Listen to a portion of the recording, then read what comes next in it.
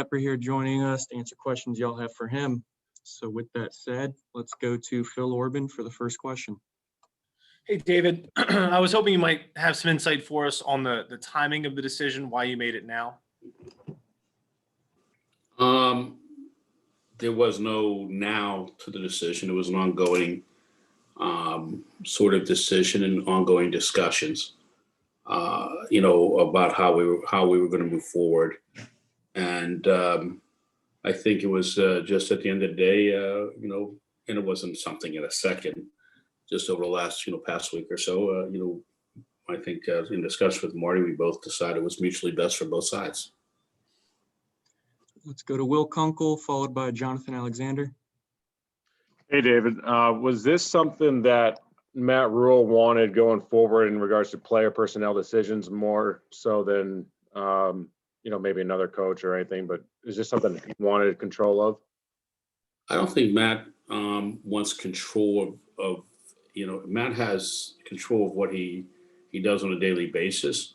I think he wants to have alignment, and collaboration with whoever's in that GM seat.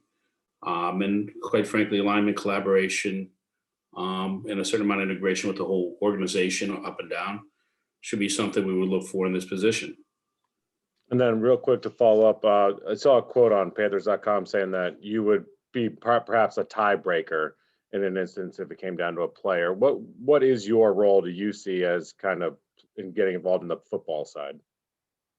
I would, I think generally speaking, as far as tiebreaker, as far as a player, that would be something would be really strange to happen.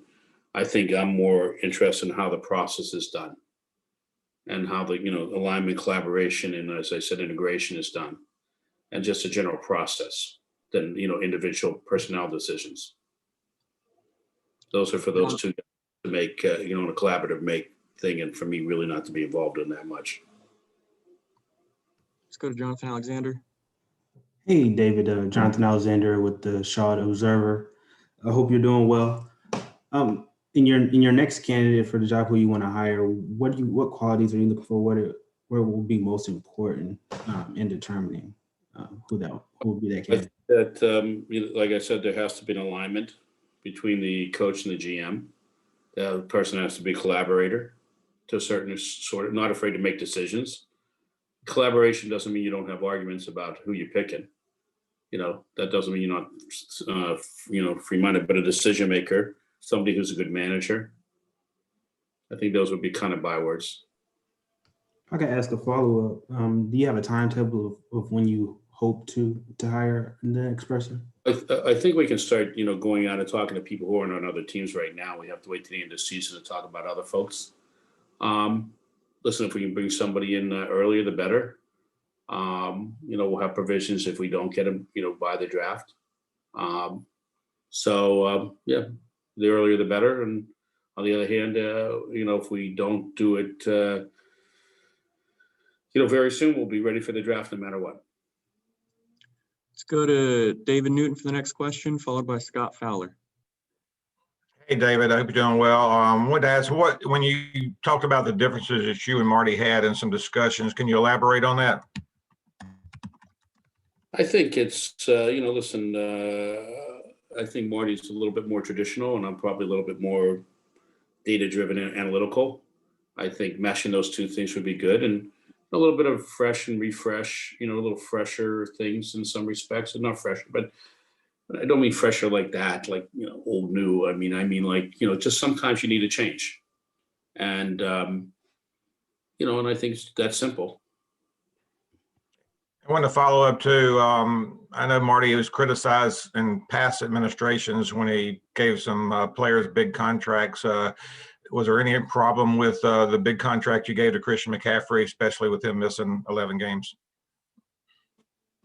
Well, nobody knows how any player is going to be injured or not, but I don't think specifically, if you want to point to one thing or another, it's just a general, it may be, general process, how a process is done or not done. And, some very good things we do and some other things we may not do, sort of things like that. Hi, David. Scott Fowler from the Charlotte Observer. You alluded to this a little bit in your Q&A with the team website, but why did you not clean house, so to speak, about this time last year when you parted ways with Ron Rivera? Why not do Marty Hurney at that time? I think that, still trying to figure out if it would be good or not, with Marty. Marty has a lot of good, characteristics. I do think that he's a good evaluator of individual talents. There's some process thing, valuation things, if you will, that, questionable, that I could have methods, I'm saying, okay, how we do that, how we go about it, and how that's done. And I think that, just generally I think Marty, quite frankly, I think it was good for Matt and good for me to have another year with Marty. Marty's a great guy, to have as a teacher and a person like that around. So yeah. It's crazy. Sometimes people think that you can come in here and, even though I was around football for a while, I wasn't there and know what you're doing. Like, well, I think sometimes it's not bad to have a good teacher around to teach you some aspects. And at some point you graduate and try to figure if you can do other things away from it. It may be better. And that's kind of where we are, and do not, again, I said it in the release and I do mean it. I mean, Marty Hurney is a very good evaluator and has a lot of good aspects to him. And people, me and Matt, I think both learn from Marty a lot. Okay.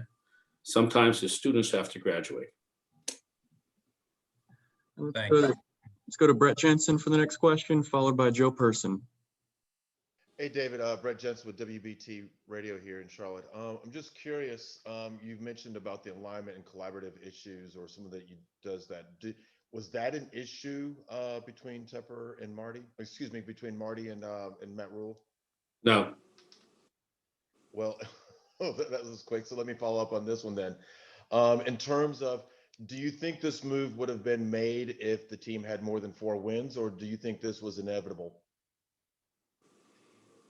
I think in the end of the day, at some point it was going to be inevitable. Marty, maybe another 10 years from Marty would have been inevitable when he's 75. But, I don't know if it's inevitable, but it's a question of, where we are now. And a lot, again, I'll just say the same thing while I repeat myself a million times, how processes are done, and that sort of thing. I'm a very, process oriented analytical person. Not that Marty's not, but it was to say just generally. And I think Matt is, you hear, from the get-go, we talk about process. Matt talks about the process. So it's just a little bit different processes. And I think, so in that respect, it would have been, a little bit more evolving on Marty's side on some of these new processes, I guess, new age processes, if you want to call it that. Which can happen. It's a question when you want them to happen. It's kind of a natural time. And I'll say it again, like I just said to Scott, the students are graduating from what is a very talented teacher. Dave, how much thought did you give last year to doing this all at once, GM and head coach? I did think about it. And I'm going to repeat myself again, because it's the same answer, right? I still think there were things that I could learn from Marty. And I think Marty is, is that type of individual that is, is easy to talk to and easy to get along with in some respects. Not that he doesn't have a stubborn streak too, everybody does, but for Matt also, okay? Matt's a first year NFL coach. So again, it'd be crazy it's good to have a frame of reference and where we go on and try to, like I said, refresh and to get the organization. So again, just we're in total alignment collaboration sort of mode. And again, I don't want to warrant it with Marty. Okay. Don't get me wrong. Marty's not like that. So. Also wanted to ask what your satisfaction level is with Teddy Bridgewater and your thoughts on whether you guys need to draft a quarterback high in this year's draft, next year's draft. I think when you get to quarterbacks in NFL in general, you always want to try to figure out, do you have the best that's in the position it is right now? And, that's constant evaluation and reevaluation of that. And that's what we'll constantly go through. Let's go to Elena Getzenberg for the next question, followed by Josh Klein. Hey, Dave, I was curious, you said if it takes you're going to take time, if it takes time to hire the new GM, who do you have running things until you find that if it takes until the draft? I'm sorry, running what? Like if you're preparing for the draft, who's in charge of running that? Well, right now, I think you have to, before you get to the draft, you'd be talking about, different free agents and free guys will be free agents in their contracts. So there's a few folks that we have to consider that have been out there, and you know the names, 3 or 4 guys. So that's that's the first process we'll make sure we have, and the right people are making those decisions or thinking about those decisions. People are still doing their jobs on the college scouts are still out there scouting. Personnel directors are still looking at personnel. So everything continues on as it is. Listen, I think that if you look at the team last year and what we've done, there's a lot more emphasis on the middle class, if you will, and what we did in what I would call the 8th round, and what we've done with free agents and have been in the recent years. That's by design, okay, with and I think that will continue on.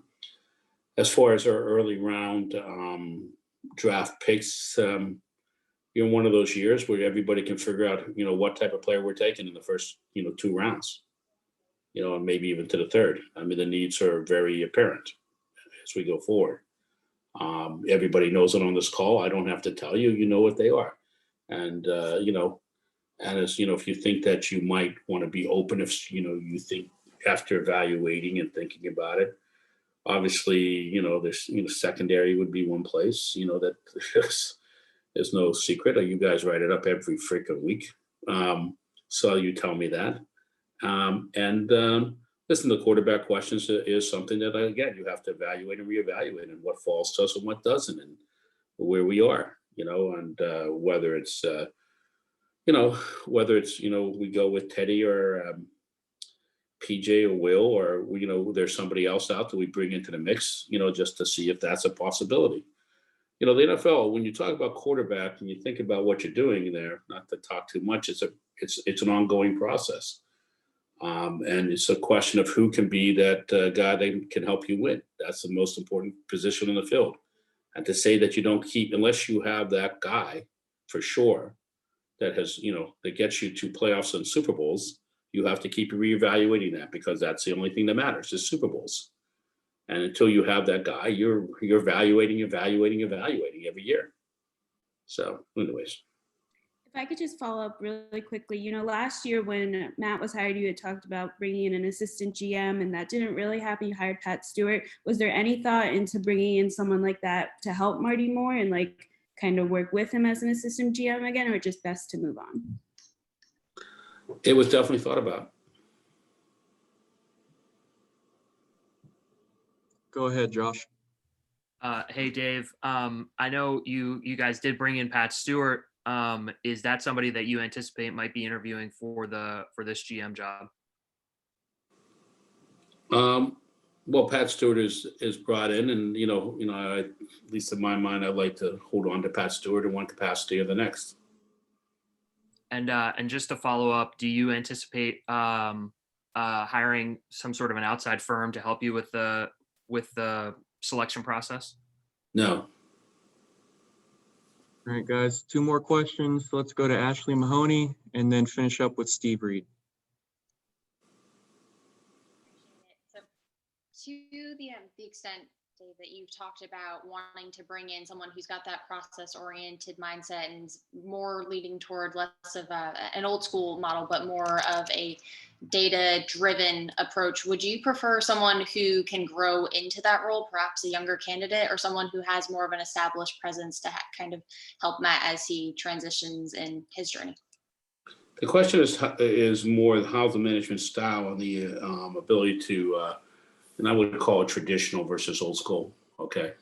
I don't like that word old school, so But if you talk about what type of guy you're going to bring in, you want to bring in guys that are, that can understand, and whether they're that way now or can understand to bring in a team that can help you win in different ways. Okay, so do you have an AGM structure? Maybe it's a new AGM that's that sort of guy, or somebody that's even below that helps do that. But you want to try to mirror, those two methods in your thing. Remember, this is a management job, and this person that comes in has to get along. As I said, it's has to be aligned in vision, but has to collaborate and be able to communicate with Matt and me. At some point, they're kind of sometimes they're a go-between, and there's a whole organization they have to manage, and that's a question of management structure. Does the guy come in, that's purely caring about personnel, or do you have some of the other stuff that's kind of businessy, logistics, and other things that these guys worry about now? Do you have somebody else doing that with lines going to the coach or the GM? So we'll thinking about those sort of things to try to make the most efficient organization possible. If that answers your question with too many words on that one. David, Steve Reed with the AP. A two-part question here to finish up, I guess. First of all, there's obviously speculation that Marty might, head to Washington. The first part is, did that play any role into this decision? And secondly, can you kind of explain in layman's terms, data and analytics, you're more of a data analytics guy. Like, what does that mean in terms of, your differences with Marty and that, and what do you? Not necessarily differences. It's just a process driven, and how you might, and you say differences, and there may not be, specific differences. It's just generally, approach or something like that. And how you want people to, different people in the organization, different hires you might have to have that, versus, one type of hire. Okay. Might even be that. To explain that, I think that, we do a lot of investing, we go a lot out there, and it's different at different levels in college or different things, and looking at people, seeing what they're doing. We look more at different parts of records or things like that. So it might be, for instance, that you should look how different people perform at different times in the game. Make sure you have that understanding before you make a contract with somebody. How do they perform in a, in a fourth quarter, or how do they perform in a 2-minute drive, or how do they perform like that? Okay. And make sure you have that sort of data, those data points, which would make sense when you're making a decision, as much as how you think they throw and how much you think, but what are those actual things? Okay. And the question is, how much is that done or not in the NFL? How much is that done in the NFL, Steve? That's a question back to you, Steve. You can answer. I don't know. I mean, that's what I'm. That's an interesting question, right? That was my question. Well, I guess, did Marty do that, or did? No. I'm asking you a question. You didn't answer my question yet, so I'm waiting for my question first, and then I'll give you another. What was the other question you asked, by the way, Steve? It was about, did Washington, any speculation with him going to Washington play into this decision? Listen, I have great respect for Marty, and the question of which could have been at is I think some of the timing of this decision was out of that respect for Marty, to make sure he has the opportunity to look at other places and listen for the organization. If we're looking for other places, people know we're looking, and they can come in. So it's mutually beneficial in that respect for anybody that may, both ways, and mutually agreed to, or more mutual respect with Marty. All right, guys, that's going to do it. Thank you, everyone, for joining the call. We appreciate you taking the time, Dave. All right. Thank you.